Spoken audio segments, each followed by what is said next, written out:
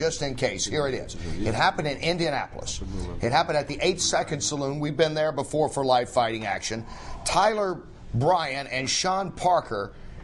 And, well, you got to see it to believe it. Because when I first heard about it, boss, I said, I don't believe it. Here it is. Watch and watch closely because it ends in spectacular fashion. Now. Oh.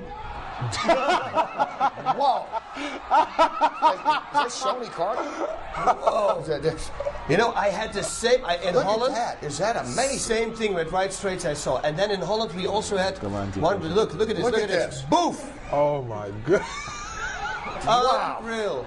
And whoever gets up first, I guess, is the winner if it's within 10 seconds.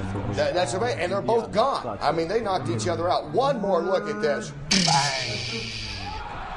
Oh my goodness. In Holland there was one with 2 right high kicks also.